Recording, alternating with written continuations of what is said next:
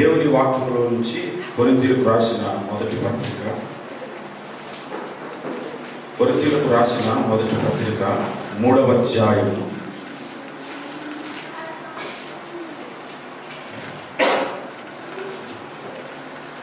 కొరింథీయులకు రాసిన మొదటి పత్రిక 3వ అధ్యాయము మొదటి వచనము నుండి 4వ వచనం వరకు చదువుదాం. నేను చదువుతాను, మీరు వినండి. బైబిల్ ఉన్న వాళ్ళు గమనిస్తూ మాటలను గ్రహించి. సహోదరులారా, ఆత్మ సంబంధులైన మనుషులతో మాట్లాడినట్లు నేను మీతో మాట్లాడలేకపోతుంది. శరీర సంబంధులైన మనుషులేనియు క్రీస్తునందు పసిబిడ్డలేనియు మీతో మాట్లాడవలసి వచ్చింది. అప్పటిలో మీకు బలము చాలకపోయినందున పాలతోనే మిమ్మల్ని పెంచితిని గాని అన్నముతో మిమ్మల్ని పెంచలేదు. మీరింకనూ శరీర సంబంధులై ఉండుట వలన ఇప్పుడును మీరు బలహీనులై ఉన్నారు కారా? మీలో అసూయయు కలహమును ఉండగా మీరు శరీర సంబంధులై మనుష్య రీతిగా నడుచుకుని వారు కారా? ఒకడు నేను పౌలు వాడను, మరి ఒకడు నేను అపోల్లో వాడను అని చెప్పినప్పుడు మీరు ప్రకృతి సంబంధులైన మనుషులు కారా? ప్రార్థన చేసుకుందాం. చదవబడిన లేఖనాలు మన దృష్టికి దేవుడు తీసుకొచ్చినట్లుగా ప్రభు నామము గణపరుద్దాం.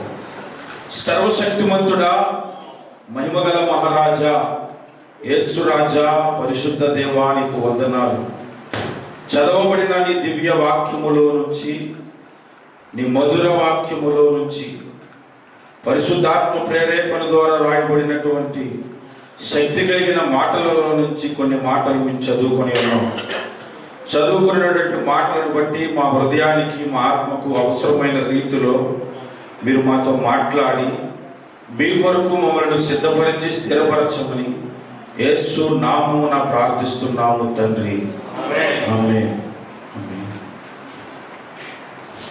చదవబడిన లేఖన భాగంలో 3 రకాల గుంపులు మీకు నేను పరిచయం చేస్తాను. 3 రకాల గుంపులు. మొదటి గుంపు ఆత్మ సంబంధులైన మనుషులు. మనకు మొదటి వచనంలోనే కనబడుతుంది, ఆత్మ సంబంధులైన మనుషులతో మాట్లాడినట్లు నేను మీతో మాట్లాడలేదు. కాబట్టి మొదటి గుంపు ఆత్మ సంబంధమైన మనుషులు. రెండవ గుంపు శరీర సంబంధులైన మనుషులే అని అన్నాడు. రెండవ గుంపు పేరేంటి? శరీర సంబంధులు. ఈరోజు నడకుండా మీరే కరెక్ట్గా బాగా చెప్తున్నారు. మూడవ గుంపు ఉంది, 4వ వచనంలో మనకు కనబడుతుంది. ఒకడు నేను పౌలు వాడను, మరి ఒకడు నేను అపోల్ల వాడనని చెప్పినప్పుడు మీరు ప్రకృతి సంబంధులైన మనుషులు కారా? హల్లెలూయా. 3 గుంపులు. మొదటి గుంపు ఆత్మ సంబంధులైన మనుషులు. రెండవ గుంపు శరీర సంబంధులైన మనుషులు. మూడవ గుంపు ప్రకృతి సంబంధులైన మనుషులు. ఓకే, ఈ 3 గుంపులు ప్రతి సంఘంలో ఉంటారు. ఈ 3 గుంపులు ప్రతి సంఘంలో కూడా ఉంటారు. మా సంఘం చాలా గొప్పదండి, మా సంఘంలో ప్రకృతి సంబంధులైన మనుషులు ఉండరు అనటానికి వీలు లేదు. మా సంఘం పరిశుద్ధాత్మ చేత నింపబడిన సంఘం, శక్తి కలిగిన సంఘం, జీవం కలిగిన సంఘం. కాబట్టి శరీర సంబంధులైన మనుషులు మా దగ్గర లేరు అనటానికి లేదు. మాది బలహీనమైన సంఘం అండి, ఉపయోగకరమైన సంఘం కాదు మాది.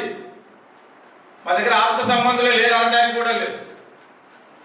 ప్రతి సంఘంలో కూడా ఈ 3 గుంపులు ఉంటాయి. నేను ఇదివరకు ఒకసారి చెప్పాను, భూమి మీద క్రీస్తు పేరట జరుగుతున్న ప్రతి సంఘములో పరలోకంకి వెళ్ళేవారు ఉంటారు, నరకానికి పోయేవారు ఉంటారు.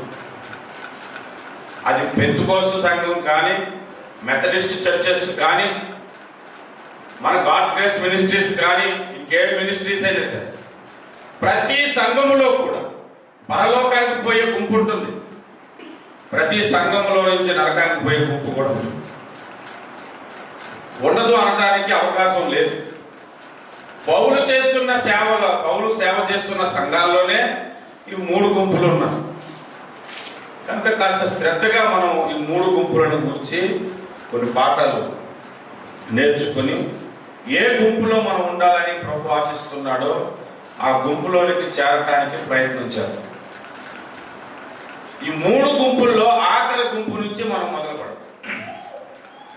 ఆఖరి గుంపు అంటే ప్రకృతి సంబంధులైన మనుషులు. ప్రకృతి సంబంధులైన మనుషులు అంటే వారిలో పరిశుద్ధాత్మ దేవుడు ఉండడు. కానీ సంఘానికి వస్తారు, పాటలు పాడతారు, వాక్యం చెప్పమంటే చెప్పగలరు కూడా. సంఘములో నేను చేయలేని పని అంటూ ఏది లేదు, అన్ని చేయగలను అని చెప్పగలరు వాళ్ళు కూడా, ప్రకృతి సంబంధులైన మనుషులు. కానీ వారిలో దేవుని ఆత్మ ఉండదు. బాగా గమనించండి. దేవుని ఆత్మ ఉండనప్పుడు వాడు సంఘంలోకి ఎలా వచ్చాడు అంటే దానికి చాలా సంగతులు ఉన్నాయి. ఒక మాట మనం బైబిల్లో చూద్దాం.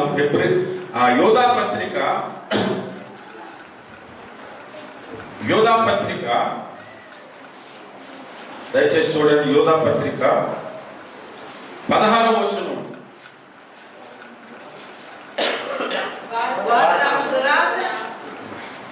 16 కాదు 19వ వచనం చూడండి.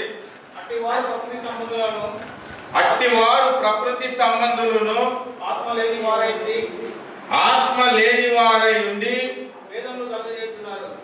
భేదములు కలుగజేయుచున్నారు. అక్కడ ఏమని రాయకూడదు? అట్టివారు ప్రకృతి సంబంధులను ఏం లేని వారు అంటే ఆత్మ లేని వారు ఎవరు? ప్రకృతి సంబంధులు. మరి వీళ్ళు సంఘంలోకి ఎలా వచ్చారు? ఇది అసలు ప్రశ్న. ఎలా వచ్చారంటే రహస్యంగా వచ్చారంట. అదే యోధా పత్రిక 3వ వచనంలో 4వ వచనం చూడండి. ఏలయనగా కొందరు రహస్యముగా చొరబడి ఉందా కదా, కొందరు రహస్యముగా వచ్చారంట సంఘంలోనికి. రహస్యంగా సంఘంలోనికి రావడం ఏంటండి? ఇప్పుడు మనందరూ కళ్ళు మూసుకొని ఆరాధన చేస్తున్నాం. ఇప్పుడు ఆ కిటికీలో నుంచి వచ్చేసి ఇలా వచ్చి ముందుకు వచ్చి హాలు అన్నాడంటే ఓ రహస్యంగా వచ్చాడని అంటావా? రహస్యంగా వచ్చాడు అంటే వాడు కూడా త్రూ ప్రాపర్ ఛానల్లో నుంచి వచ్చాడు అన్నమాట. బాప్తిసం తీసుకొని వచ్చాడు వాడు కూడా సంఘంలో అని అర్థం. బాబు నువ్వు బాప్తిసం పొందావంటే నేను బాప్తిసం పొందాననే చెప్తాడు. కొన్ని చిలకరింపు బాప్తిసం లేకపోతే జెండా కింద పంపించే బాప్తిసం ఉంటుంది. అదేం కాదంటే కరెక్ట్ బాప్తిసం ఉన్నది, ముంచుడు బాప్తిసం అని చెప్తాడు మళ్ళీ. కానీ ఎలా వచ్చాడు? సీక్రెట్గా, రహస్యములన్నీ ఎందుకు రాశాడు? దేని కొరకు రాశాడు అంటే ఇక్కడ శ్రద్ధగా మీరు వినాలి. సాతానుకి ఒక అలవాటు ఉంది. ఆ అలవాటును మీకు చెప్తాను. దేవుడు ఈ లోకములో సంఘమును స్థాపించాడు. వింటారా మాట? దేవుడి లోకమును సంఘమును స్థాపించాడు. సాతాను సంఘములో లోకమును స్థాపించాడు. అది వాడు చేసిన పని. యేసు ప్రభు ఉపమానం చెప్పినప్పుడు గురుగులు గోధుమల గురించి చెప్పాడు కదా. ప్రభువా మేము గోధుమలే నాటాం, మరి గురుగులు ఎలా వచ్చే మాకు తెలియదు అని అన్నాడు శిష్యులే. అది సాతాను పని, అపవాది చేసిన పని అని చెప్పాడు దేవుడు. అది ఉపమానంగా అనుకుంటున్నా కానీ జరగబోయే చరిత్రను ముందుగానే ఉపమాన రీతిగా చెప్పాడు. దేవునికి స్తోత్రం. హల్లెలూయా. బైబిల్లో యేసు చెప్పిన ప్రతి ఉపమానంలో కూడా జరగబోయే సంగతులు కూడా ఉన్నాయి, మీరు గమనించండి. అంజూరపు చెట్టును చూసి ఒక ఉపమానము నేర్చుకునుడి. వసంతకాలం వచ్చినప్పుడు అది చిగురించునని మీకు ఎలా తెలుస్తుందో అని చెప్పారు కదా. అది యేసు ఎందుకు చెప్పాడు, దేని కొరకు చెప్పాడు? ఇశ్రాయేలీయులు చిగురించుట ప్రారంభించుటను గురించి చెప్పాడు. ఆ ఉపమానం 2000 ఏళ్ల కిందట చెప్తే ఆ ఉపమానము భావము నెరవేరటము 1947వ సంవత్సరంలో ప్రారంభమైంది. 1947వ సంవత్సరంలో ఇశ్రాయేలీయులు ఒక నేషన్గా కూడుకోవడం ప్రారంభమైంది. హల్లెలూయా. కనుక ప్రతి ఉపమానంలో ఒక సబ్జెక్టును దేవుడు మనకు నేర్పిస్తుంది. దేవుడు చెప్పాడు, నేను లోకములో సంఘమును స్థాపిస్తున్నాను, సంఘములో సాతాను లోకమును స్థాపిస్తాడు అని. అందుకే ఈనాడు క్రైస్తవ సంఘాల్లో లోకాచారాలు చాలా వచ్చేసాయి. సాతానుకున్న అలవాటు ఏంటో చెప్పినప్పుడు, సాతానుకున్న అలవాటు ఏంటంటే దేవుణ్ణి ఇమిటేట్ చేస్తాడు. ఎప్పుడు దేవుణ్ణి ఇమిటేట్ చేస్తుంటాడు. చంద్రబాబు నాయుడు వాయిస్లో మాట్లాడిన ఉంటాడు కదా, వాయిస్ ఇమిటేషన్. అలాగే చంద్రబాబు లాగానే గెటప్ వేసుకొని కూడా ఒక ఆయన రావచ్చు, అది గెటప్, కానీ ఒరిజినల్ చంద్రబాబు నాయుడు కాదు. సాతాను కూడా వాడు ఏం చేస్తాడంటే నేను దేవుణ్ణు అన్నట్లుగా యాక్ట్ చేస్తాడు.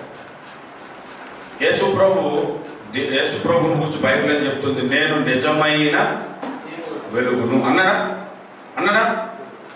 అంటే నిజము కాని వెలుగు ఒకటి ఉండాలి కదా, అప్పుడు ఉండాలా లేదా?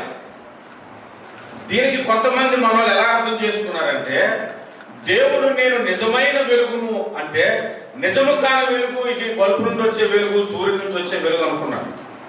ఇది ప్రకృతి సంబంధమైన వెలుగు బాబు, దీనికి దానికి పోల్చకూడదు.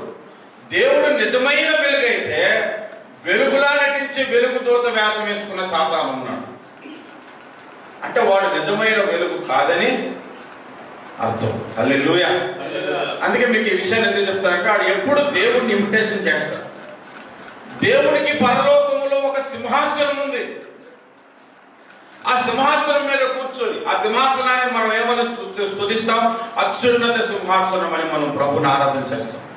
ఆ సింహాసనం చూసి నాకు కూడా అలాంటి సింహాసనం ఉండాలనుకున్నాడు సైతాను. నా స్థాయి కూడా అదే స్థితిలో ఉండాలనుకున్నాడు సైతాను. యెషయా గ్రంథం 14వ అధ్యాయంలో మహోన్నతునితో సమానముగా నీవు హెచ్చించుకుంటేవి, నీ సింహాసనము మహోన్నతునితో సమానంగా ఎలాగ హెచ్చించితివి అన్నాడు. అంటే దేవునికి ఈక్వల్ గా ఉండాలనుకునేవాడు సైతాను. వాడి గురించి మొత్తం స్టోరీ నేను చెప్తానండి. మీరు ఎప్పుడైనా బైబిల్ స్టడీస్ మీరు ఏర్పాటు చేసుకొని మీ ఇంట్రెస్ట్ ఉంది చెబితే ఓ 2 రోజులు లేదా ఒక రోజు ఫుల్లే పెట్టుకుంటే మొత్తం వాడి స్టోరీని అలాగ మొత్తం బయటకు తీసి పెడతాం బైబిల్ నుంచి.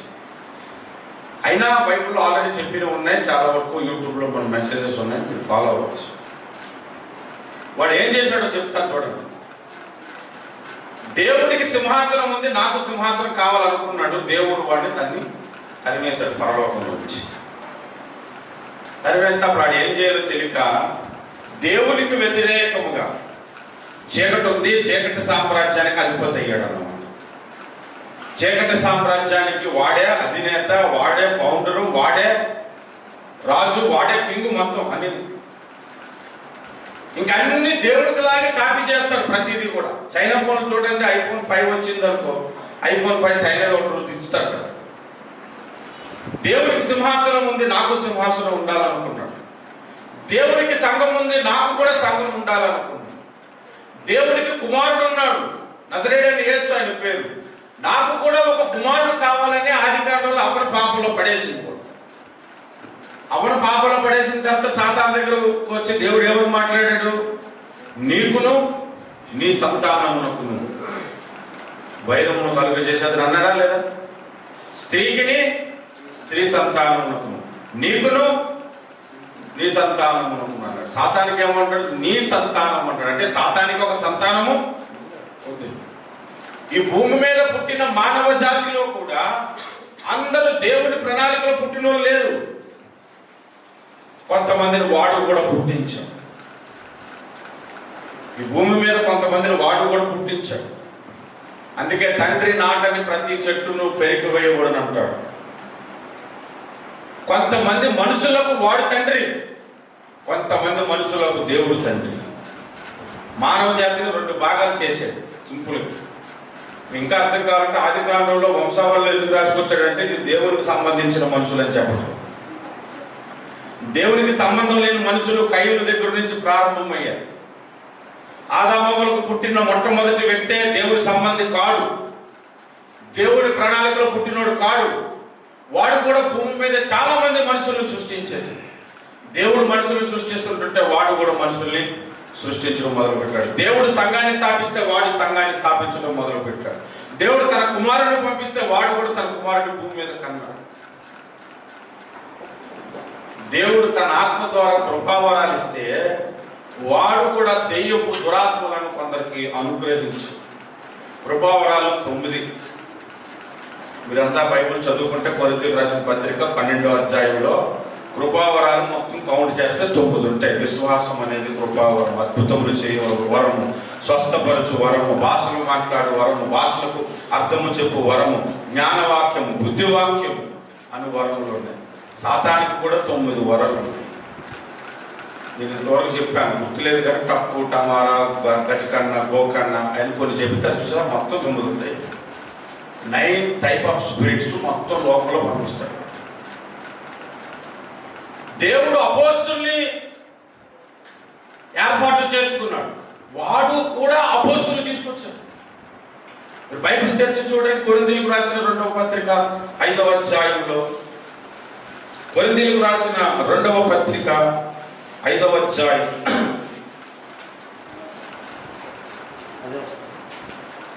చదువు. ఎందుకనగా తాను జరిగించిన క్రియలు చొప్పున అవి 11వ అధ్యాయం 13వ వచనం. 11వ అధ్యాయం 2వ కొరింథీయులకు రాసిన పత్రిక 11వ అధ్యాయము. ఏలయనగా అట్టివారు క్రీస్తు యొక్క అపోస్తలుల వేషము ధరించుకుని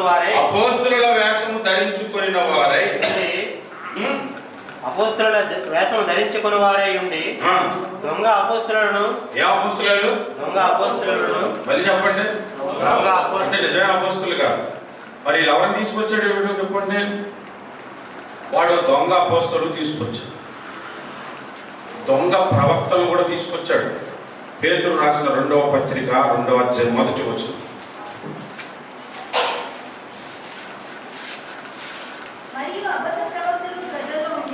మరియు అబద్ధ ప్రవక్తలు ప్రజలలో ఉండిరి, అటువలనే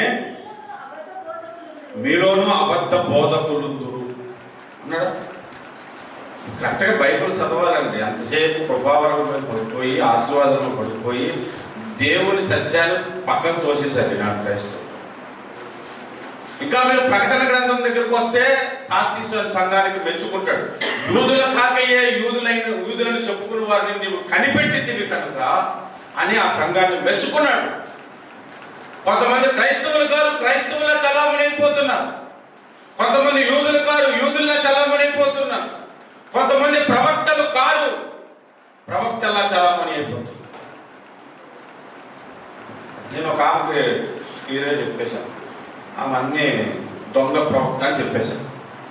చెప్తే మనలు అన్నారు, లేదు ఆమె చెప్పినట్లుగా మా జీవితాల్లో జరిగే బాబు జరుగుతాయి, కానీ ఉపయోగం లేవు జరుగుతాయి.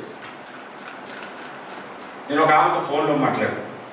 ఆ రోజు చెక్స్ సెట్ వేసుకొని మాట్లాడాను. నా స్నేహితుడు గెలిచాం, మీకు తెలిసి ఉంటుంది కదా, చెప్పాడు, అన్న నువ్వు మాట్లాడేటప్పుడు నువ్వు ఎలాగున్నావో నీ హైట్ అంతా కూడా చెప్పేస్తాను. సరే ఫోన్ చేస్తాను, ప్రెసిడెంట్ సిస్టర్ అన్నారు. బాబు నువ్వు ఇప్పుడు చెక్ సెట్ వేసుకుని ఉన్నావు అని చెప్పేసి, ఏ కలర్ సెట్ వేసుకున్నాను కూడా చెప్పేసి, ప్రార్థనలోనే కళ్ళు మూసుకొని మాట్లాడుతుంటాను. అన్నీ చెప్పేసి, అవును ఇప్పుడు ఎన్ని చెప్పడం వల్ల ఉపయోగం ఏంటి? ఉపయోగం ఉందా? అందుకే పౌలు అన్నాడు, ప్రవచించేవాడు సంఘక్షేమాభివృద్ధి కొరకు ప్రవచించవాలని అన్నాడు. హల్లెలూయా. కొంతమంది ప్రవచించేస్తారు. మన నరేష్ కన్నారంటే నువ్వు వచ్చే సంవత్సరానికి మిలియనర్ అయిపోతాను. పాపం వావర్టేమైనా ఉంటుందా లేదో. కొంతమందికి నువ్వు వచ్చే సంవత్సరానికి ఇల్లు కట్టుకుంటాను అంటాడు, నిజంగా కట్టేసుకుంటాడు. కాలరగేసి నేను ప్రవచనం చెప్పాను. అవును, ఇప్పుడు అతను ఇల్లు కట్టుకోవడం వల్ల ఉపయోగం ఏంటి? సంఘానికి క్షేమకరమైన ప్రవచనం ఏం చెప్పావు నువ్వు? సాతాను కొన్ని నిజాలే చెప్పిస్తాడు, ప్రవచనాల్లో నిజంగా జరగబోయేవే చెప్తాడు. అంత మాత్రం నమ్మవలసిన అవసరం లేదు. ఎందుకంటే వాళ్ళు అబద్ధ ప్రవక్తలు, అబద్ధ బోధకులు. అసలు ఫస్ట్ దెయ్యం ఎవరిలో దొరుకుతుంది అంటే సంఘ కాపులో దొరుకుతుంది. జోకర్ సీరియస్గానే చెప్తాడు, అంత్య దినముల యందు దురాత్మల బోధ యందు నమ్మిక ఉంచి అన్నాడా? అంటే దురాత్మలు ఏం చేస్తే బోధ చేస్తే, బోధ చేసేవాడు ఎక్కడుంటాడు? పులిపేట దగ్గర నుంచి ఉంటాడు. వాడికే దురాత్మ దొరికిపోయింది అనుకోండి, వాక్యం చెప్పడాడు. వాక్యం పక్కన పెట్టేమంటాడు. నీ బ్రతుకు మారాలి అంటే, నీ జీవితం మారాలి అంటే నీకు కావాల్సిన అవసరం ఏంటి? దాని గురించి మాట్లాడుకుందాం అనుకుంటాను. ప్రాస్పరిటీ గాస్పెల్ చెప్పే ప్రతి ఒక్కరు కూడా అబద్ధ బోధకుడు. There is no doubt about it. అబద్ధ బోధకుల్లో నెంబర్ 1 ఎవరంటే ప్రాస్పరిటీ గాస్పెల్ చెప్తారు. బాగా డబ్బు సంపాదించు, డబ్బు కొరకు దేవుడిని నాశోటిస్తాడని చెప్తారు. అవును, సంపాదించిన తర్వాత ఒకడు సమస్తమును సంపాదించుకొని తన ప్రాణమును పోగొట్టుకుని అలా ఏమి లాభం అన్నాడు. మరి అదే ఆలోచన ఏం చేస్తావు?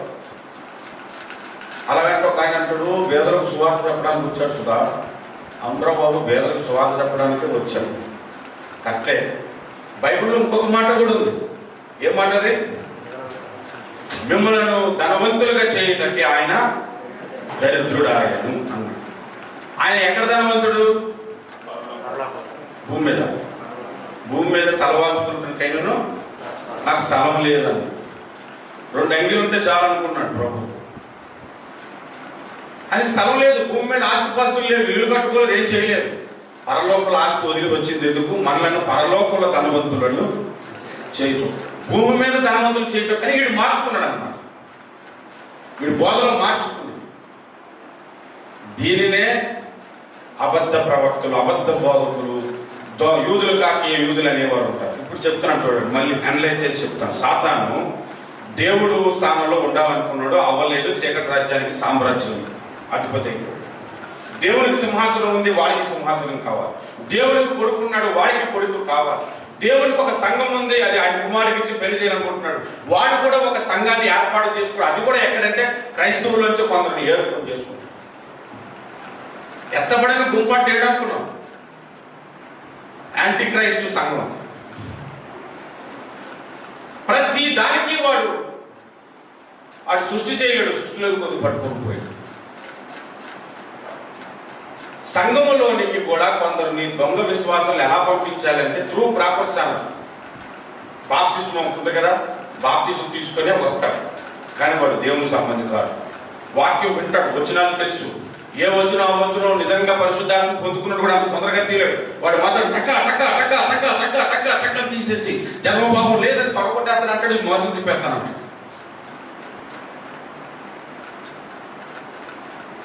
అంటారు, ఉన్నారు అలాంటి. దేవుని కృపను బట్టి ఈ రోజు వరకు జన్మ పాపము లేదని కూడా నా దగ్గర సరిగ్గా కూర్చోలేదు. ఇప్పుడు వచ్చి కూర్చున్నాడు ఎవరు కూడా ఉండలేదు మన దగ్గర. అట్లాంటి దొంగ బోధకులు ఉన్నారు. వాళ్ళు దేవుని ఆత్మ ఉండదు, వారు ప్రకృతి సంబంధులైన మనుషులు. వారు సంఘంలోనే ఉంటారు. మళ్ళీ వారు ఆత్మ లేని వారు నైంది సంఘములో దొంగ మెట్టులుగా ఉంటారంట. అక్కడ చూస్తే ఇంకా మన యూద పత్రిక చదివితే మీ దగ్గర నుంచి భోజనాన్ని ఆశిస్తూ సంఘంలో దొంగ మెట్టలుగా ఉన్నారంట. 12వ వచనంలో, వీరు నిర్భయముగా మీతో సుభోజనము చేయొచ్చు, తమ్మును తాము నిర్భయముగా పోషించుకొనుచు మీ ప్రేమ విందులో దొంగ మెట్టలుగా ఉన్నారు. హల్లెలూయా. కాబట్టి ప్రకృతి సంబంధులైన మనుషులకు దేవుని ఆత్మ వారిలో ఉండదు. కానీ వాడు సంఘంలోనే ఉంటాడు.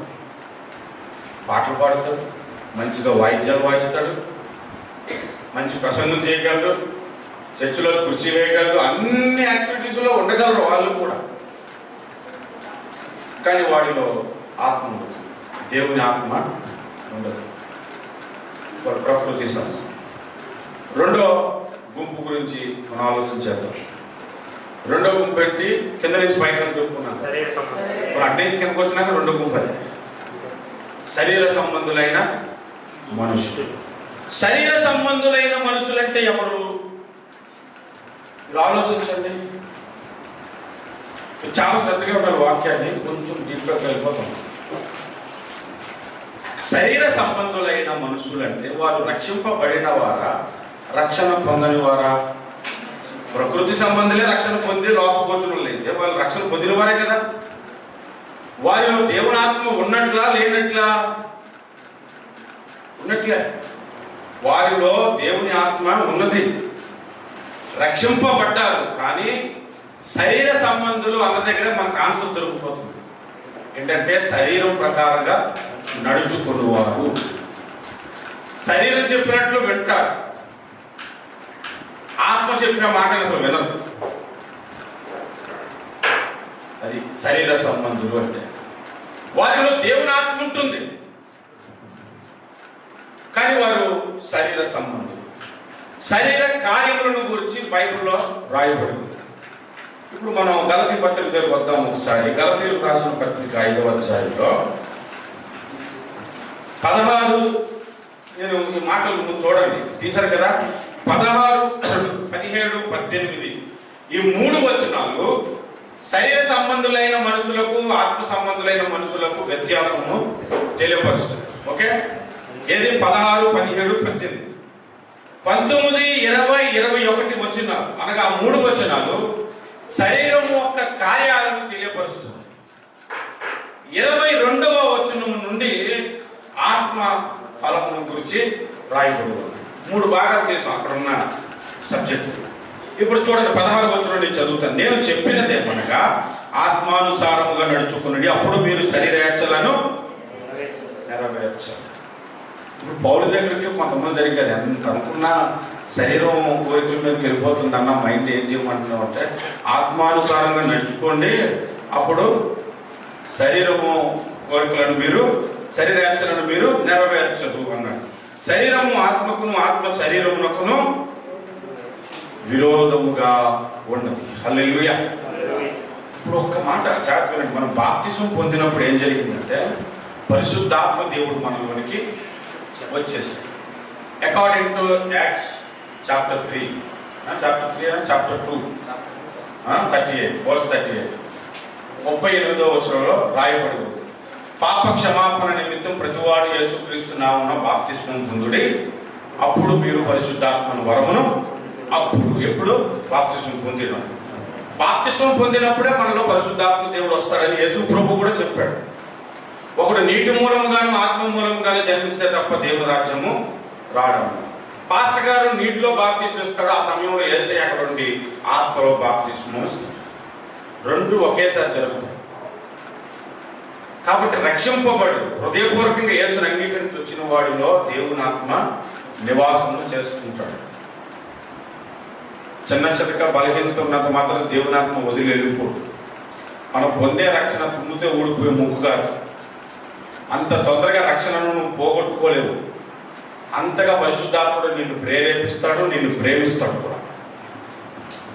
పరిశుద్ధాత్మ దేవుడు ఎప్పుడు మనలోనికి వచ్చాడు అంటే బాప్తిస్మం పొందినప్పుడు వచ్చాడు. దానికి ముందు మనకు శరీరం అను మనసు ఉంది. బాప్తిస్మం పొందినప్పుడు మనలోనికి ఆత్మ అను మనసు కూడా వచ్చేసింది. రక్షణ పొందిన వాడికి ఒకటే మనసు, శరీర సంబంధమైన మనసు. రక్షణ పొందిన వాడికి ఏమొచ్చింది? ఆత్మ సంబంధమైన మనసు వచ్చింది. శరీర సంబంధమైన మనసు అలాగే ఉంది. ఇప్పుడు 2 మనసులు ఉన్నాయన్నమాట. అందుకే రోమిలకు రాసిన పత్రిక, గలతీలకు రాసిన పత్రిక అలాగే పట్టుకోండి. రోమిలకు రాసిన పత్రిక 8వ అధ్యాయంలో శరీర సంబంధమైన మనసు ఉన్నది, ఆత్మ సంబంధమైన మనసు కూడా ఉన్నది అన్నాడు. 5వ వచనం, శరీరానుసారులు శరీరం మీద మనసులుంటారు, ఆత్మానుసారులు ఆత్మ విషయముల మీద మనసులుంటారు. శరీరానుసారమైన మనసు మరణము, ఆత్మానుసారమైన మనసు జీవము అన్నాడు. హల్లెలూయా. రక్షింపబడిన మనందరికీ 2 మనసులు ఉన్నాయి, శరీర సంబంధమైన మనసు, ఆత్మ సంబంధమైన మనసు. ఈ 2 ఒకదానికొకటి ఎలా ఉన్నాయంటే గలతీ పద్ధతి ప్రకారంగా విరోధముగా ఉన్నాయి. అంటే ఒకదానికొకటి పడదు. పాముకి మింగిస్తూ 2 ఎదురుపడ్డాయి అనుకోండి, అంతకు ముందు దీని ఆస్తి అదేం తీసుకుని దాని ఆస్తి ఇదేం కొట్టలేదు, అయినా నచ్చలేదు. నచ్చుతుందా? నచ్చదు.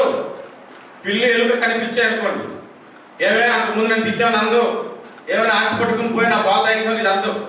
వాళ్ళిద్దరికి మధ్యన విరోధం లేదు, కానీ ఇద్దరికి నచ్చదు. ఆత్మకు శరీరానికి కూడా నచ్చదు, కుదరదు, విరోధముగా ఉంటాయి.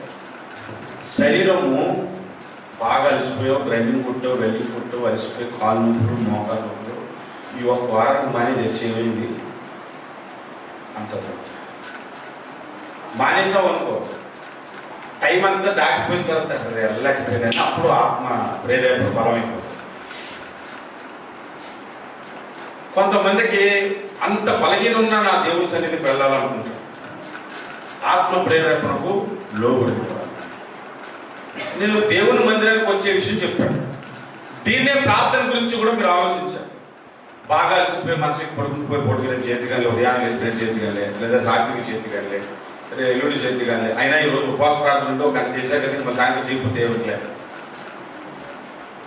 అంటే శరీరం బలహీనం అయితే. అలాగని పడుకుని పోయామనుకోండి, మధ్యలో మళ్ళీ మనకి సరిగ్గా నిద్ర ప్రార్థన చేయలేదు అని ప్రేరేపణ కొంతమందికి ఉండదనుకోండి, హాయిగా నిద్రపోతాం. హల్లెలూయా. కొంతమందికి ఎంత బలహీనమైన ప్రార్థన చేసే పడుకోవాలి అనుకున్న మోకాలని నిద్ర వచ్చిన మోకాల మీద నిద్రపోతారు, కానీ ప్రార్థన మాత్రం మాట ఆత్మ ప్రేరేపణ ప్రార్థనలో బైబిల్ చదివే విషయంలో కూడా ఇలా పట్టుకోగానే నిద్ర వస్తుంది, నిద్రపోతాం. ఎన్నోసార్లు బైబిల్ పట్టుకుని అలా నిద్రపోయి మళ్ళీ లేచి అక్కడి నుంచి మొదలుపెట్టి అక్కడ చదివి రోజులు ఉండదు. ఏం చదువుతాలే నీకు అర్థం కావట్లేదు అని శరీర సంబంధమైన మనసు పదే మనలను సనుగుతుంటుంది అన్నమాట, సనుగుతుంటుంది. ఆత్మదేవుడు అంటాడు చదువు, ఇంకా అందులో నీకు తెలుసుకోవాల్సిన ఎన్నో ఉన్నాయి, ఎన్నో విషయాలు ఉన్నాయి. శరీర సంబంధులు ఎక్కువగా శరీరానికి ప్రిఫర్ చేస్తారు, ఆత్మకు తక్కువగా ప్రాధాన్యతనిస్తారు అన్నమాట. అది వారు చేసే బలహీనత. వారిని బైబిల్ ఏం చెబుతుందంటే క్రీస్తునందు మన మూలవచనం కొరింథీయులకు రాసిన మొదటి పత్రిక 3వ అధ్యాయంలో ఏమన్నాడు? శరీర ఆత్మ సంబంధులైన మనుషులతో మాట్లాడినట్టు నేను మీతో మాట్లాడలేకపోతే శరీర సంబంధులైన మనుషులైనయు క్రీస్తునందు పసిపెట్టెలనియు అని మీతో మాట్లాడవలసి క్రీస్తునందు అంటే క్రీస్తులో ఉన్నోళ్ళే. క్రీస్తునందు ఎవరాలు? పసిపెట్టలు, వాళ్ళు కూడా కాదు, పసిపెట్టలు అంటే ఆత్మానుసారమైనటువంటి మనసు సరిగ్గా ఎదగలేదు, ఆత్మానుసారమైన జీవితం పెద్దగా లేదు, ఇంకా అప్పుడే పుట్టిన వ్యక్తి అన్నమాట. కొంతమంది 10 సంవత్సరాలైనా అదే స్థితి, 20 సంవత్సరాలైనా పసిపిల్లడే, వాడి వయసు రాదు. మామూలుగా లోకంలో పుట్టినోడికి 4వ సంవత్సరం 5వ సంవత్సరాలు మారుతుంటే ఎదుగుతాడు, వయసు వచ్చేస్తుంది, లోక జ్ఞానం అంతా ఆటోమేటిక్గా అవుతుంటుంటే మాటలు వస్తాయి, తలంపులు వస్తాయి, తెలివితేటలు అన్నీ డెవలప్ అవుతుంటాయి. కానీ ఆధ్యాత్మిక జీవితంలో పుట్టాడు కానీ కొంతమంది అలాగే ఉంటారు,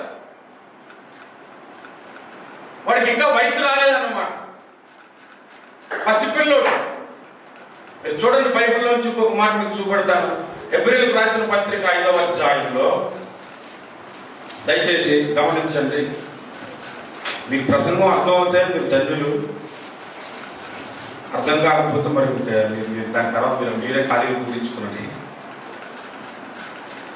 హెబ్రీ పత్రిక 5వ అధ్యాయం 12వ వచనం మీరు చూడండి, నేను చదువుతాను. కాలమును బట్టి చూచితే మీరు బోధకులై ఉండవలసిన వారై ఉండగా దేవోక్తులలో మొదటి మూల పాఠములను ఒకడు మీకు మరలా బోధింపవలసి వచ్చాను. కాలాన్ని బట్టి చూస్తా ఏమైపోవాలి? బోధకులు అవ్వాలి. బోధ స్థాయిలో ఉండవలసినోడు వాడికి మూలపాఠం కూడా ఇంకా తెలియదు. మూలపాఠం కూడా ఇప్పుడు మీకు ఇంకా చెప్పాల్సి వస్తుంది అన్నాడు. అంటూ ఇంకేమన్నాడు చెప్పండి? ఒకడు మీకు మరలా బోధింపవలసి వచ్చాను, మీరు పాలు త్రాగవలసిన వారే గాని బలమైన ఆహారము తినువారు. పాలు తాగవలసిన వారు అంటే చిన్నపిల్లలకి పాలు పెట్టాలి. మటన్ తీసుకొచ్చి ఎంపుతో ఉన్న ముక్కను తీసుకొచ్చి పెట్టావు తింటదా? అని తినడం రాదు. శ్రేష్ఠకి మటన్ తీసుకొచ్చి పెట్టండి తింటదా? రాదు. పాలు ఇస్తే వెంటనే తాగేస్తుంది. ఆధ్యాత్మిక జీవితంలో కూడా కొందరు ఉంటారు, వారికి లోతుగా వాక్యం చెప్పుకోవాలి, ఒక ముక్క అర్థం కాదు. వాళ్ళకి ఏం చెప్పాలంటే పై పైన చెప్పాలన్నమాట, కథలు చెప్పాలి. ఎలాంటి కథలు అంటే పెట్ట కథలు చెప్పాలి. ఒక ఆయన ప్రార్థన గురించి చెప్పాడు. నాకేమో అది చిన్నపిల్లలు చెప్పినట్టు సండే స్కూల్ పిల్లలు చెప్తారు కదా, అలా ఉంది. ఇదే సింగపూర్లోనే పెద్ద పెద్ద స్పీకర్ ఆయన. మీరు ప్రార్థన చేసినప్పుడు మీరు ఎలా ప్రార్థన చేస్తారు? ఒక పిల్లోడు తండ్రిని ఎలా అడుగుతాడు? అమ్మా నువ్వు నాకు పప్పు వేసి అందులో నెయ్యి వేసి కొద్దిగా ఉప్పు వేసి బాగా మెత్తగా పిసికి చిన్న చిన్న గోరుముద్దలతో తినమ్మా తినమ్మా తినిపించు అని అడుగుతుందండి పిల్లాడు? అడగరు కదా. అంటే ఆయన చెప్పడం అలా చెప్పాడు. అలాగే మీరు అడిగినప్పుడు అమ్మ నాకు అన్నం పెట్టండి అన్నాను, అంతే. ఈ వివరణ అంతా వద్దు.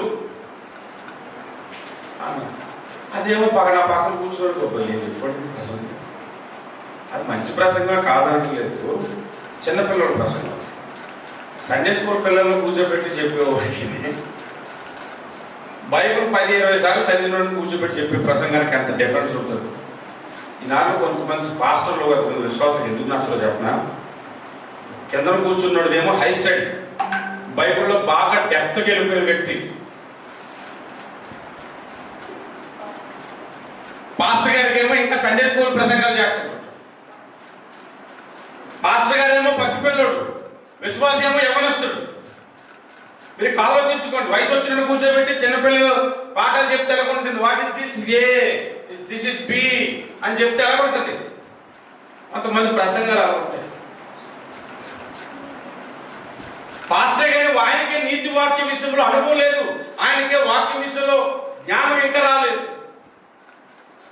అందుకే రక్షణ పొందిన ప్రతివాడు ఆధ్యాత్మిక జీవితానికి ఎలా ఎదగాలో చెప్తున్నాడు. చూడండి, 1 పేతురు పత్రిక 2వ అధ్యాయం 1వ వచనం నుంచి నేను చదువుతాను, మీరు చూడండి. ప్రభు దయాళుడని మీరు రుచి చూచి ఉన్నాయి కదా, సమస్తమైన దుష్టత్వమును, సమస్తమైన కపటమును, వేషధారణను, అసూయను, సమస్త దోషను మాటలను మాని, ఎక్కడి నుంచి క్లియర్గా వినండి ఇప్పుడు చదివే మాటలు.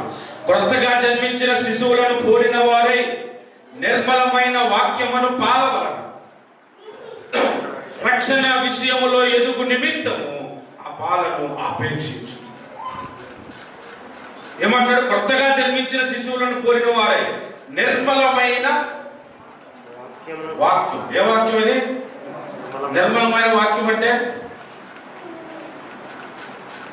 ఎప్పుడైనా పాలు కలిపేటప్పుడు శ్రేష్ఠకి అందులో చిన్న నలకపడి నన్ను మొత్తం పాలు చేస్తున్నారు, మళ్ళీ కొత్త పాలు వేసుకోవాలి. నిర్మలమైనది అంటే శ్రేష్టమైనది, స్వచ్ఛంగా ఉండే పాలు అన్నమాట. కొంతమందికి చిన్నప్పటి నుంచే తప్పుడు బోధలు పెంచుతారు, పరిశుద్ధాత్మ లేదని బోధ చేసేవారు ఉన్నారు కొంతమంది. అసలు యేసు దేవుడు కాదని చెప్పేవాళ్ళు కూడా ఉన్నారు కొంతమంది. మనం దేవుడిని ప్రార్థిస్తున్నాం, యేసు ప్రభు మనకు మార్గమే కానీ ఆయన దేవుడు కాదు. ఆ మధ్య నేను హైదరాబాద్ నుంచి వైజాగ్ ఫ్లైట్లో వెళ్తుంటే అక్కడ రావడం నాకు కనిపించింది. మాట్లాడుకుంటున్నాం, కొద్ది పరిచయం ఉంది. ప్రార్థన చేసుకుంటుంటే అన్న మనం ప్రార్థన ఎవరికి చేయాలని అడిగాడు.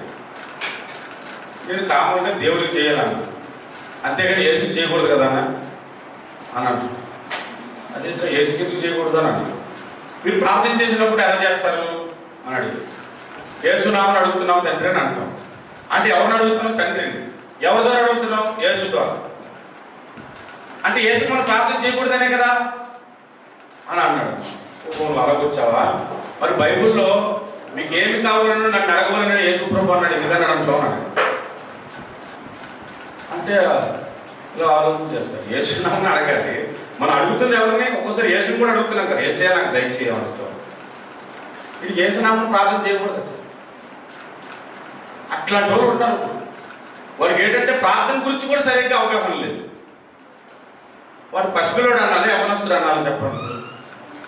అందుకే వాక్యము పాలతో పోల్చబడింది, అన్నంతో కూడా పోల్చబడింది. పౌలు అంటాడు, అప్పట్లో మీకు బలము చాలకపోయినందు నా పాలతోనే మిమ్మల్ని పెంచుతుంది కానీ అన్నముతో మిమ్మల్ని పెంచలేదు అన్నాడు మన మూలవచనంలో. అంటే చిన్న చిన్నగా వాక్యం చెప్తేనే అర్థమవుతుంది వాడికి. నేను 2012లో ప్రకటన గ్రంథం గురించి ప్రసంగాలు చేస్తున్నాను.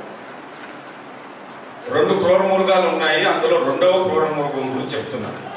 మొదటి క్రూర మృగము యాంటీ క్రైస్ట్, 2వ క్రూర మృగము అబద్ధ ప్రవక్త చెబుతున్నాను. అక్కడికి కూడా వచ్చాడు, చెప్పాడంటే వాడు ఇన్విటేషన్ ఇచ్చాడు మన చర్చుకోవడం. సుధారణ వాక్ బాగా డెప్త్గా చెప్తాడని చెప్పి తీసుకొచ్చాడు. తీసుకొస్తే వచ్చి కూర్చోడు. ఆ ఒక్కరి గురించి అది ప్రసంగం మానలేదు కదా, మనం ఆల్రెడీ ప్రాసెస్లో ఉన్నాం. అది ప్రకటన గ్రంథం గురించి. నేను 2వ క్రూర మృగం గురించి చెప్పాను. ఏటైనా ఎక్కడికైనా చర్చికి వెళ్తే బ్లెస్సింగ్ అని ఉంటుంది, ప్రార్థన అని ఉంటుంది, విశ్వాసంలో ఎదగని ఉంటుంది. ఈ 2వ క్రూర మృగం చెప్తాడు. ఒక ముగ్గురు నాకు అర్థం కలిసి మీరు పెద్ద ప్రసంగిస్తాను అంటాడు. అంటే నేను అన్నాను, అసలు ఆయనకి ముందు సబ్జెక్ట్ తెలియదు. పసిపిల్లలను తీసుకొచ్చి కూర్చోబెడితే డిగ్రీ కాలేజ్లో వాడికి ఏమర్థం అవుతుంది? అర్థమవుతుంది ఆయనకి. ప్రకటన గురించి చెప్తాడు, అర్థం కాదు. ఆధ్యాత్మిక మర్మాలు చెప్తాడు, అర్థం కాదు.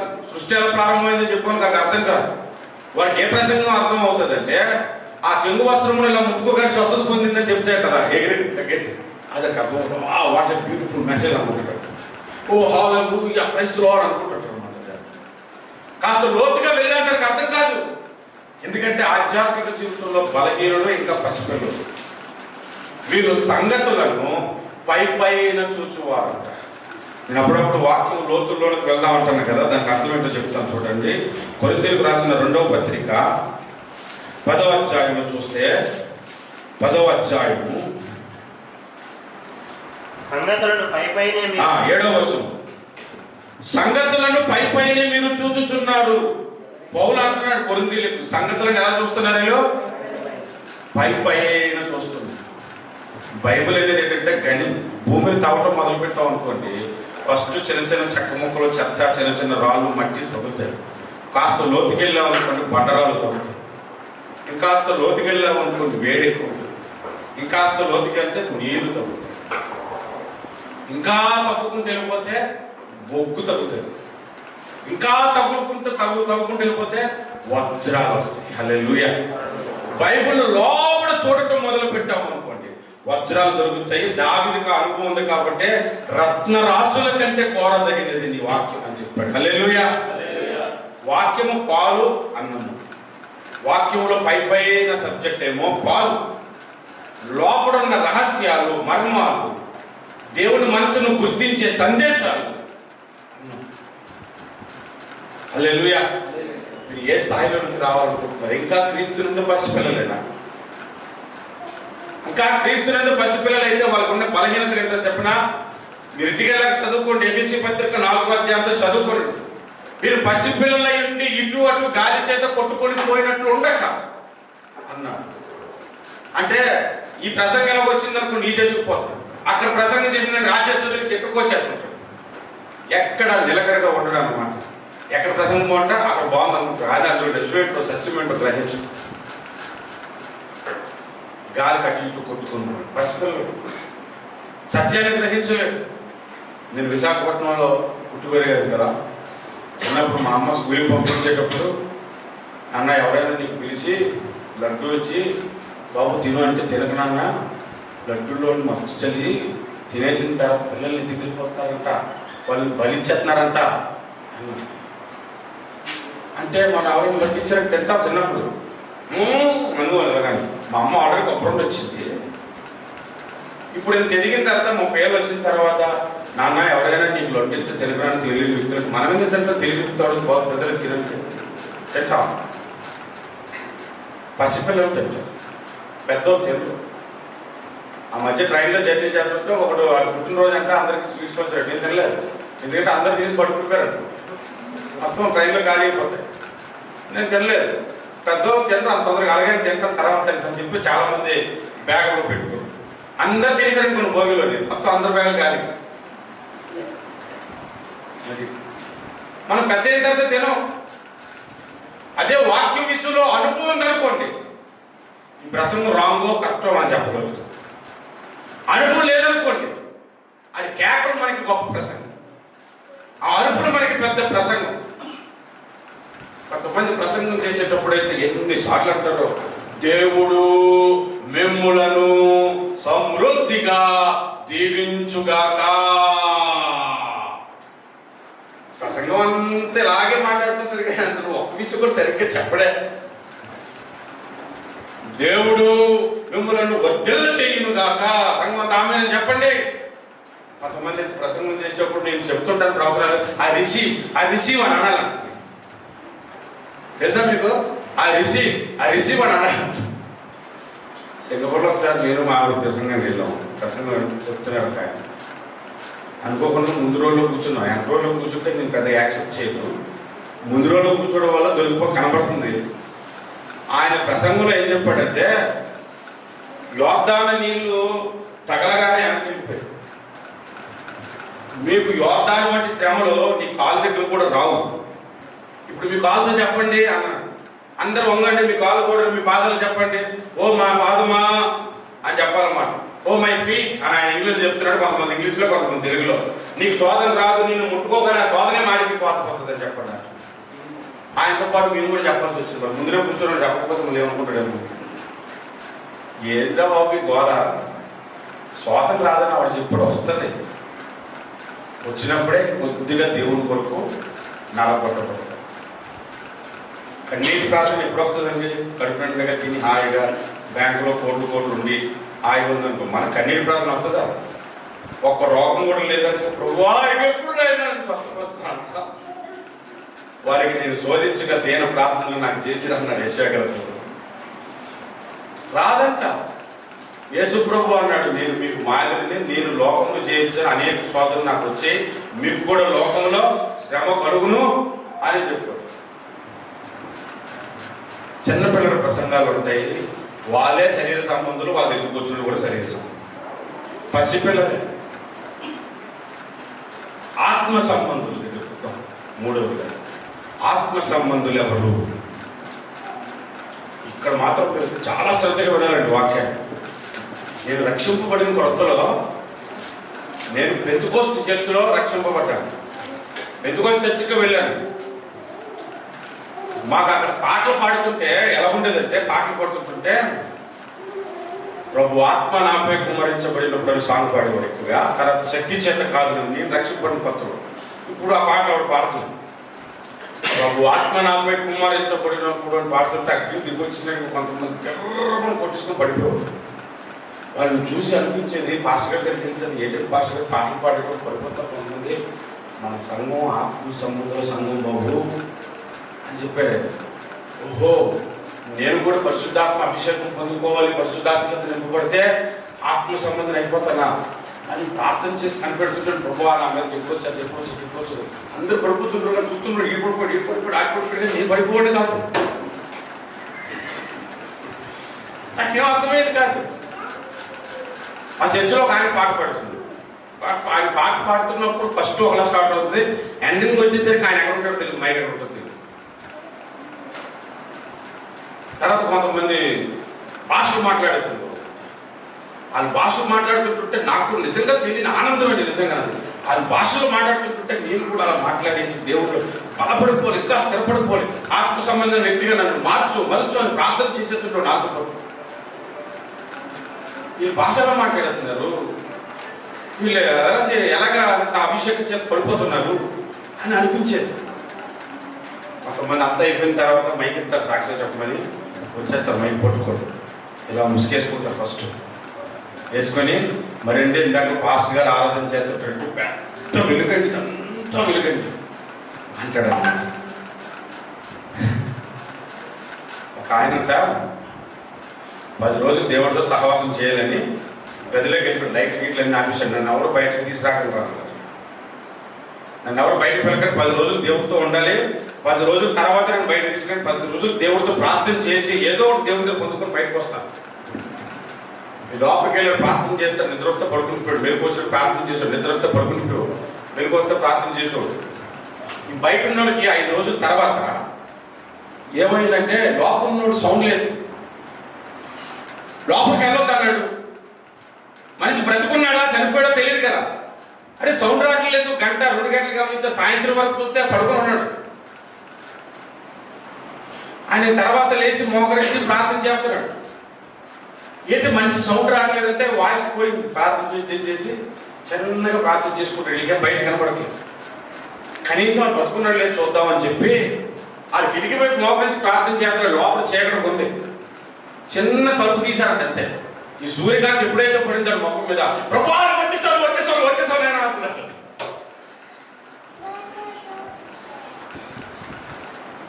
కొంతమంది బ్రహ్మ అంటే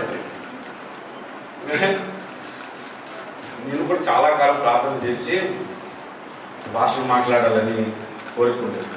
ఇక్కడ మన జురాంగ్ వెస్ట్లో సిటీ వెస్ట్ చర్చ్ ఉంది కదా, అప్పుడు పెద్ద చర్చ్ అది. నేను అక్కడ ఉండేవాడు, నేను అక్కడికి వెళ్ళాను. ఎవ్రీ సండే మార్నింగ్ సర్వీస్కి వెళ్తుండేవాడు. అప్పుడప్పుడు అందరూ భాషల్లో మాట్లాడుతున్నారు, టంగ్స్లో ప్రేర్ చేస్తారు. ఆయన man keep silent, keep on pricing him అని అన్నాడు. అంటే అలా స్తుతిస్తున్నారు, వాళ్ళు భాషలు మాట్లాడుతూ స్తుతిస్తారు. కొద్దిసేపు నాకు కూడా తెలియదు, ఒకసారి స్కూల్ లూజ్ అయినట్టుగా 4 లూజ్ అయిపోయింది, టంగ్స్లో ప్రేర్ చేసి. అప్పుడు నుంచి అలవాటు అయింది నెమ్మదిగా అక్కడికి వెళ్ళటం, వాళ్ళతో పాటు కలిసి ప్రార్థనలు చేయటం. ఎక్కడైనా పరిశుద్ధాత్మ కూటాలు జరుగుతాయంటే చాలా ఇంట్రెస్ట్. అర్ధరాత్రి అయినా సరే వెళ్ళిపోయి వాళ్ళతో కూర్చొని ఉంటారు. అగ్ని మనకు తెగలేయాలన్నమాట, ఆ మంట మనకు వచ్చేయాలన్నమాట. ఇవన్నీ అనుభవించేసిన తర్వాత నాకు కొద్దిగా సాటిస్ఫైడ్ అయ్యాను. ఏమని అంటే ఆత్మ సంబంధం నేను అని. సాటిస్ఫైడ్ అయిన తర్వాత బైబిల్ చదువుతూ దేవుడు గాలి తీసేసాడు. నిజంగా బైబిల్ చదివితే దేవుడు నాకు ఎలా గాలి తీసేసాడు చెప్తాను చూడండి. ఇప్పుడు కొరింథీయులకు రాసిన మొదటి పత్రిక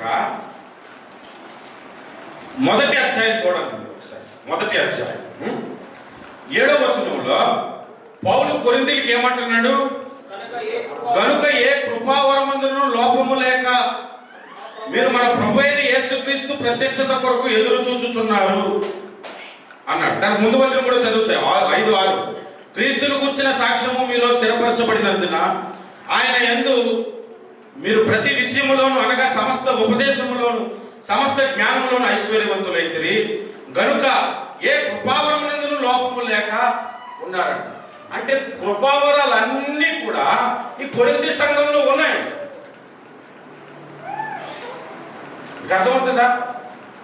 కృపావరాల్లో భాషలు మాట్లాడటం, కృపావరాల్లో ప్రవచనాలు చెప్పటం, కృపావరాల్లో అద్భుతాలు చేయటం, కృపావరాల్లో జ్ఞానవాక్యము బుద్ధివాక్యము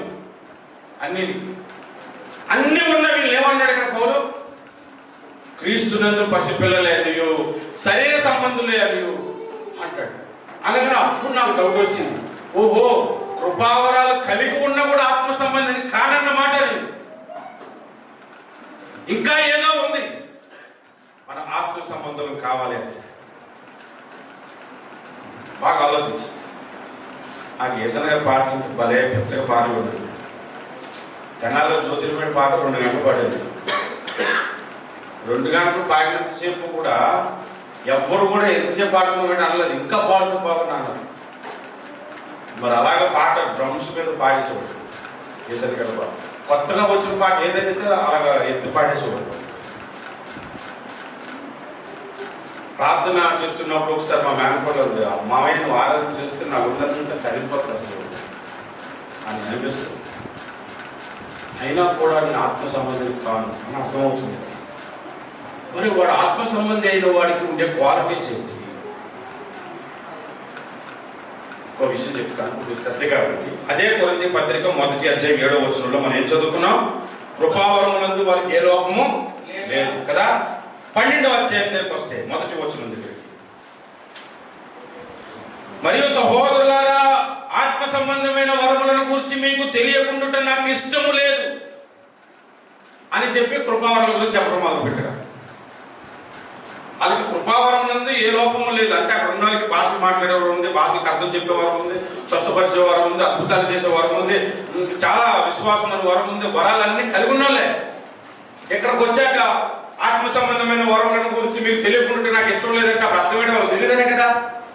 ఒకవేళ వాళ్ళకి తెలిస్తే మొదటి 7వ వచనంలో ఏ కృపావరం మీరు లోపం లేరన్నమాట అబద్ధం అవ్వాలి కదా. అయితే అది అబద్ధం అవ్వాలి, ఇది అబద్ధం అవ్వాలి. బైబిల్లో అబద్ధపు మాటలు దేవుడు రానియడు కాబట్టి 2 సత్యమని ఇప్పుడు మనం నమ్మాలి. సత్క్రైస్తవుడైతే 2 సత్యం అయితే ఇక్కడ ఏదో పాయింట్ మనం మిస్ అవుతున్నాం అనేది మనము నమ్మాలి. వాడికి కృపావరములు ఉన్నాయే కానీ అది ఎలా ఆపరేట్ చేయాలో తెలియదు. కీబోర్డ్ ఉంది, ఇది కీబోర్డ్ అని తెలుసు, దాన్ని నొక్కితే సౌండ్ వస్తుందని తెలుసు, కానీ ఎలా వాయిస్తే రిథం వస్తుందో తెలియదు. అప్పుడు ఆయన ఏమంటాం మనం? Keyboard player అనగలరా? తబలా ఉంది, కొడితే సౌండ్ వస్తుంది, కానీ పాటకు దగ్గరగా కొట్టలేకపోతున్నాం అనుకో, తబలా ప్లేయర్ అని చెప్పగలమా? చెప్పలేం. కొరింథీ సంఘంలో కృపావరములు ఉన్నాయి, కానీ అది ఎప్పుడు వాడాలో తెలియదు, ఎలా వాడాలో తెలియదు. అసలు ఆ కృపావరములు వారిలో ఉన్నాయనే సంగతి కూడా కొంతమందికి తెలియదు. పౌలు వచ్చి మొత్తం క్లారిఫై చేశాడు అన్నమాట. బాబు, కృపావరములు మీకు ఉన్నాయి, భాషలు మాట్లాడుతున్నారు మంచిది, ఎక్కడ పడితే అక్కడ మాట్లాడేది. ఒకవేళ మాట్లాడవలసి వస్తే గొంతులో చెప్పున మాట్లాడండి. మీలో ప్రవచన వరం ఉంది, ఏది పడితే అది ప్రవచించేకండి. దేవుడు నాకు బయలుపరచవచ్చు, వచ్చే సంవత్సరం నరేష్ పెళ్లి చేస్తాడట, దేవుడు అని నాకు బయలుపరచవచ్చు. నేను చెప్పాలి అవసరం లేదు. ఆయనకి ఏం చెప్పిన ఉపయోగం ఏముంది? మీకు అందరూ తెలుసుకొని ఏం చేసుకుంటాం? సంఘానికి ఏం లాభమా? మహాలాభం అయితే స్వీట్స్ వస్తాయి పెళ్ళి అయిన తర్వాత, అంతకంటే ఇంకేం ఉపయోగం ఉండదు. కానీ సంఘానికి ఉపయోగకరంగా ఒక మాటను దేవుడు చెప్పాడు అనుకో, అప్పుడు అది ప్రవచించమని. సంఘ క్షేమాభివృద్ధి కొరకు ప్రవచించడం అంటే అర్థం ఏంటంటే ఆత్మ సంబంధం అయిన వాడు కృపావరాలు కలిగి ఉండటం కాదు, దాని లోతు ఏంటో దాని అనుభవం ఏంటో అది గ్రహించి దాని ప్రకారం నడుచుకున్నవాడు. హల్లెలూయా. ఒక మాట చెప్తాను, పరిశుద్ధాత్మను పొందుకున్నాడు మొట్టమొదటిసారి పొందుకుంటే కొంతమంది పడిపోతారు, కొంతమంది పోతారు, కొంతమంది ఎప్పుడూ పడిపోతారు. వాళ్ళకి అలవాటు పడిపోతే అది ఆత్మ జరిగినట్టు. బైబిల్లో చెప్తుంది ప్రతి ప్రవక్తల ఆత్మ ప్రవక్తల చేతిలో స్వాధీనమైనది. పరిశుద్ధాత్మ పొందుకున్న తర్వాత మన స్వాధీనంలో ఉండగలగాలి. ఫస్ట్ టైం సైకిల్ ఎక్కమండి, అప్పుడు ఇప్పుడంటే చిన్న చిన్న సైకిల్ వచ్చేసాయి, పెద్ద సైకిల్ కాళ్ళు అందుకు మధ్యలో కాలు పెట్టి ఇలా కలుపుతుంది. మొత్తానికి ఒక రోజు ప్రయత్నం చేసి సీట్ ఎక్కి డౌన్లో వచ్చేసాం. కాళ్ళు అందరూ దీన్ని ఇలా దోసుకోవడం, దీన్ని పైకి వచ్చిన తర్వాత దీన్ని ఇలా దోసుకోవడం, ఆపడం రాదు. ముందునేమో రిక్షా వచ్చేస్తుంది, వెనక లారీ వచ్చేస్తుంది, పక్కన కాలు ఉంది, ఇక్కడ కాళ్ళు పడిపోయింది. అదే బెటర్ అనిపించింది. ఇప్పుడు కూడా సైకిల్ ఇప్పుడు ఆపడం రాక అటు ఇటు తిరిగేస్తున్నాం. ఏమంటారు మీరు? గాడిలో పెరిగేటట్టు సైకిల్ ఆపడం రాదు అలాంటప్పుడు సైకిల్ ఎందుకు ఎక్కడ అంటారు? పరిశుద్ధాత్మ మొదట్లో నువ్వు పొందుకునేటప్పుడు దాన్ని కంట్రోల్ చేసుకోలేక పడిపోతావు, కానీ రెండోసారి మూడోసారి వచ్చినప్పుడు దాన్ని కంట్రోల్ చేసుకోగలుగుతావు, క్లియర్గా మాట్లాడగలుగుతావు, భాషలు ప్రవచనం వచ్చిన మనకి అర్థమవుతుంది. ఆ అనుభవంలోనికి రావటమే ఆత్మ సంబంధం. అది మొదటి విషయం. రెండో విషయం, వాక్యం ఒక లోతును గ్రహించి సమస్తమును పరిశీలిస్తాడంట. చూడండి, కొరింథీయులకు రాసిన 2వ పత్రిక 2వ అధ్యాయం 15వ వచనంలో ఆత్మ సంబంధి అయిన వాడు అన్నిటిని వివేచించును ఉందా? వివేచిస్తాడు, ఏది కరెక్ట్ కాదు అనేది వివేచిస్తాడు. దేవునికి స్తోత్రం కలుగును గాక. హల్లెలూయా, హల్లెలూయా. ఆ వివేచన మనకు రావాలి. కొంతమంది భాషలు మాట్లాడతారు. నన్ను ఒక సహోదరుడు అడిగాడు, అన్న మా చర్చిలోని భాషలు మాట్లాడేవారు ఉన్నారు. ఆ భాషలు మాట్లాడేవాళ్ళు భక్తి పరులు కొంతమంది ఉన్నారు. మరి కొంతమంది భాషలు మాట్లాడతారు కానీ బయటికి వెళ్ళాక సిగరెట్ తాగుతారు. చర్చిలో భాషలు మాట్లాడతారు, బయటికి వెళ్ళాక సిగరెట్ తాగుతారు. నాకు సింగపూర్ వచ్చిన తర్వాత దాని మీద ఒక పెద్ద పరిశోధన. ఆ ప్రశ్న ఆ కుర్రోడు నన్ను అడగకుండా, ఎందుకంటే ఇక్కడ కొన్ని ఇంగ్లీష్ చర్చెస్ ఉన్నాయి. కెన్ డ్రింక్ కెనాట్ డ్రంక్ అనే బోధన అనమాట. నువ్వు తాగొచ్చు, తాగుబోతులు కొనుక్కోడు అంటే నువ్వు వైన్ తాగొచ్చు కానీ కొద్దిగా తాగదు, కానీ ఎక్కువ తాగుబోతులు తాగిపోతుడు అని చెప్తారు. అలాంటి బోధలు కెమెరాలో రికార్డ్ అవుతుందని క్లియర్గా చెప్తాను. ఈ సింగపూర్లోనే న్యూ క్రియేషన్ చర్చ్ ఉంది, అక్కడ ఆయన చెప్పాడు క్లియర్గా. మీరు ఎవరి ముందని తాగాల్సి వస్తే వాళ్ళ ముందు తాగకుండా ఫీల్ అవుతారు. మీరు ఇంటికి వెళ్ళి బాగా కొనుక్కుని తాగండి. కెన్ డ్రింక్ కెనాట్ డ్రంక్ అంటారు. యూట్యూబ్లో కొంతమంది మెసేజ్లో ఇంగ్లీష్ మెసేజ్ చెప్తారు. పాస్టర్ క్రిస్ అయిన ఒక ఆయన అంటాడు, ఓ తెగ వ్యూలు వెళ్ళిపోతుంటే, లక్షల్లో మిలియన్లు వెళ్ళిపోతుంటుంటాయి. Some time I like to drink wine but I'm not drunkard అంటే ప్రసంగం.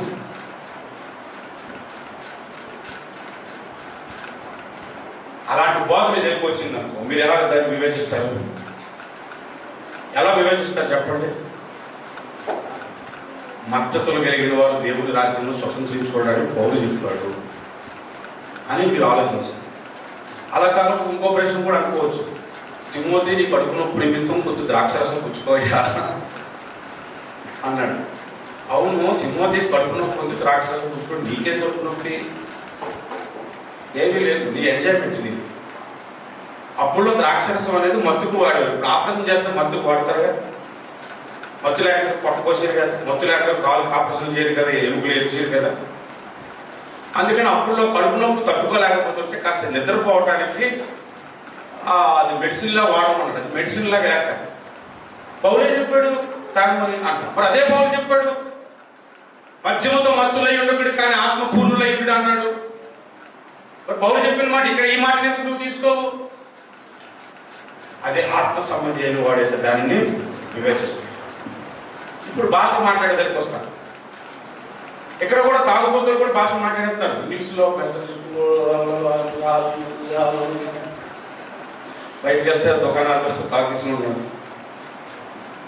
అప్పుడు ఆ వ్యక్తికి నేను చెప్పాను, బాబు భాషలు మాట్లాడటానికి 3 భాగములు. మొట్టది మనుషులతో మాట్లాడే భాష. భూమి మీద భాషలు ఉన్నాయి మనుషులతో, తమిళ, తెలుగు, కన్నడం, అన్ని రకాల భాషలు. ఆ అనుభవమే అపోస్తల కార్యం 2:14 దేశాల వారు పెంతెకొస్తు పండగకు వస్తే వారి భాషల్లో వీరు సువార్తను అందజేశారు అభిషేకం పొందుతారు. రెండవది దేవదూతలు మాట్లాడే భాష. నేను దేవదూతల భాషలతో మాట్లాడగలిగినను, ప్రేమ లేని వాడిని ఎంత పెడుతున్నాను. మూడవది దేవునితో మాట్లాడే భాష ఉంది. భాష మాట్లాడేవాడు దేవునితో మాట్లాడుతున్నారు. 3 రకాలు ఉన్నాయి. ఇప్పుడు దేవదూతల భాషలు మాట్లాడే వాళ్ళు ఉన్నారు. దేవదూతలు 2 రకాలు ఉన్నారు. ఒకటి పరలోకంలో ఉన్నోళ్ళు, 2 దేవునికి వ్యతిరేకంగా పడిపోయింది. అవునా? ఆ దురాత్మ వచ్చినప్పుడు కూడా పరలోక భాష మాట్లాడుతాడు. ఎందుకంటే ఒకప్పుడు అక్కడి నుంచి వచ్చినాడు ఇక్కడ అని అడిగి నేను క్లియర్ చెప్పాను. మీ తెలుగు వాళ్ళు ఎవరైనా బూతులాడడం చూసామంటే చూసారు, మంచి మాట్లాడడం చూసాడు. అంటే తెలుగు నేను బూతులాడ మాట్లాడుతున్నాడు అని అంటాం. మంచోడు బూతులు మాట్లాడతాడు, చెడ్డోడు బూతులు మాట్లాడు, అన్ని రకాలు ఉంటాయి కదా. చెడిపోయిన దురాత్మలు ఎప్పుడైతే మీ మీదకి వచ్చేసాయో అప్పుడు కూడా భాష మాట్లాడవచ్చు. అది మనకు వినేటప్పుడు మనకేమనిపిస్తుంది, ఆహా ఈ భాష మాట్లాడి పెద్ద ఆత్మ సంబంధం అనుకుంటాం. బయటకు వెళ్తే సిగరెట్ పుట్టిన తర్వాత అర్థమవుతుంది ఇది దురాత్మ సంబంధం. కాబట్టి భాషలు మాట్లాడినా, అభిషేకం ఉన్నా, ఈ ప్రవచన వరకు ఎన్నున్నా దానిని బట్టి వాడు ఆత్మ సంబంధి కాడు. ఆత్మ సంబంధి అయిన వాడు వివేచిస్తాడు. ఏది సత్యమో గ్రహించగలిగిన వాడు ఆత్మ సంబంధి. వాక్యము లోతుల్లోనికి వెళ్ళి వాక్య అనుభవమును కలిగి యవ్వన ప్రాయమునకు వచ్చేవాడే ఆత్మ సంబంధి. వాడికి పాలు పనికిరావు, అన్నమే పెట్టాలి. 30 ఏళ్ళు వచ్చి మీకు పాలు తగ్గి పడుకుంటే సరిపోతే మధ్యలో ఆగలేదు, ఎచ్చదలేదు. ఒకసారి మా ఆమె చెప్పింది, మనం రాత్రిపూట ఫ్రూట్స్ ఎత్తుకు పడుకుందామంటే ఫ్రూట్ తగ్గేద్దాం అంటే సరే కదని చెప్పి కూర్చొని ఫ్రూట్స్ అన్ని తినేసిన తర్వాత 10:30కి ఆకలేస్తుంది. ఓ బాబు మనకు అన్నం పడకపోతే కుదరదు. అలాంటిది 1 గ్లాస్ పాలు తగ్గి పడుకుందంటే సరిపోయేవని ఉందా? 8:30కి ఆకలేసేస్తాడు. శరీరానికి అలాగైతే ఆత్మకి ఇంకెంత వాక్య అనుభూతి కాదు. అందుకనే బైబుల్ గ్రంథమును చదవాలి. హల్లెలూయా. వాక్య సత్యాన్ని గ్రహించాలి. వాడు ఆత్మ సంబంధి. 3 గుంపులు చెప్పాడు. మొదటి గుంపు ప్రకృతి సంబంధం, అందులో ఉంటాడు దేవుని రాజ్యానికి రాడు. రెండవ గుంపు శరీర సంబంధం, క్యారెక్టర్ లేదు. ఎందుకంటే ఎప్పుడైనా శరీరం గట్టిగా లాగితే లోపలికి వెళ్ళిపోవచ్చు. మూడవ గుంపు ఆత్మ సంబంధం, శరీరాన్ని తొక్కుపెట్టేసి లేదు.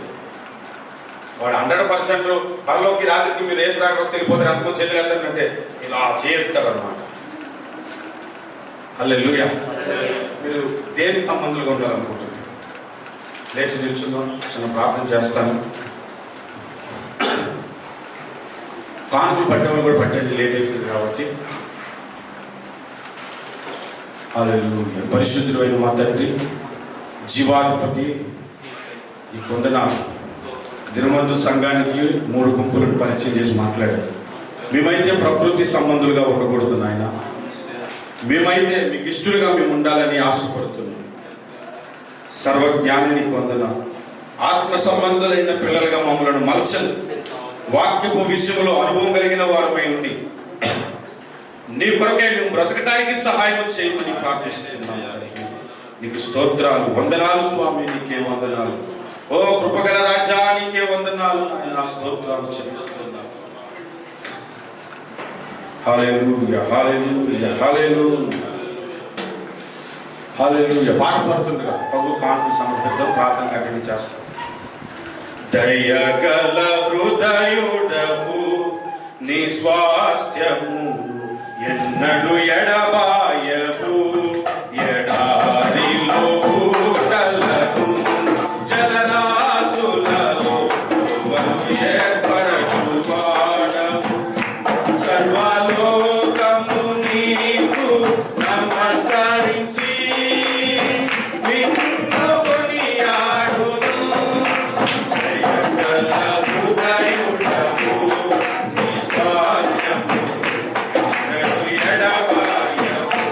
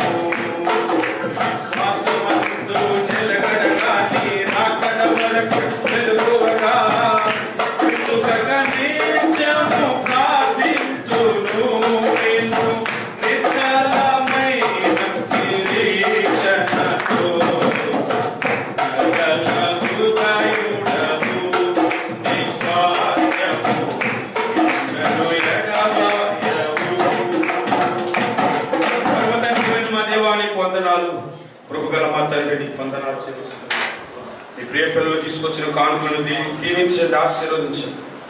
మరలా మీ పరిచర్య కొరకు తిరిగి వాడబడినట్లుగా చూపమని వేడుకొంచును. కనికరించండి స్వామి. ఇప్పుడు వచ్చిన సహోదరులందరినీ సహోదరులను దీవించి ఆత్మ సంబంధులైన బిడ్డలుగా మీరు వర్ధిల్లుటకు నీ మహాకృప చూపించమని ప్రార్థిస్తున్నాను. ఈ సమయంలో అనిల్ ఫాదర్ కొరకు ప్రార్థిస్తున్న మ్యాథ్యూస్ గారికి సంపూర్ణ ఆరోగ్యం దయచేయండి. కిషోర్ రెడ్డి గారికి సంపూర్ణ ఆరోగ్యం దయచేయండి. ఇంకో సతీష్ గారికి సంపూర్ణ ఆరోగ్యం దయచేయండి. యేసు నామములో మంచి ఉద్యోగం ఈ వారంలో వచ్చును కాక సహాయం చేయండి. అదేవిధంగా ఆయన ఇక్కడ ఉన్నటువంటి కిరణానికి ఎక్స్పాసిషన్లో మార్గంలో తెరవమని ప్రార్థిస్తున్నాం. ఇదిగో రాజు కూడా జ్ఞాపకం చేసుకునండి. ఆ నడు నొప్పి నుండి యేసు క్రీస్తు యొక్క శక్తి కలిగిన నామంలో విడుదలను మీరు అనుగ్రహించమని ప్రార్థన చేస్తున్నారు. ఇంకా శరీర బలహీనతలతో ఇంకెవరైతే ఇక్కడ ఉన్నారో వారందరి ఏళ్ళ మీరు కనికరం చూపండి.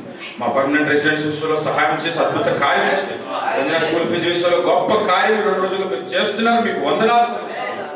ఇక్కడ ఉన్న వారి ప్రతి అవసరతను కూడా మీ యొక్క నామంలో తీర్చమని వేడుకుంటున్నాం. ప్రభువైన యేసు క్రీస్తు నామములో ఈ స్తుతి ప్రార్థనలు వాక్యము కానుకలను అర్పించుకుంటూ వేడుకొలుచున్నాము తండ్రి. యేసు రక్తమే ఇచ్చాం, ప్రభు యేసు రక్తమే ఇచ్చాం. శిలువ రక్తం సంపూర్ణ విజయం, అపవాది కీలకంత నాశనం కలుగును. ఆమేన్. మన తండ్రి అయిన దేవుని ప్రేమ, ఆయన కుమారుడైన యేసు క్రీస్తు వారి యొక్క కృప, పరిశుద్ధాత్మ దేవుని అన్యోన్య సహవాసం ఇప్పుడును ఎల్లప్పుడును సదాకాలము తోడుండి నడిపించును గాక.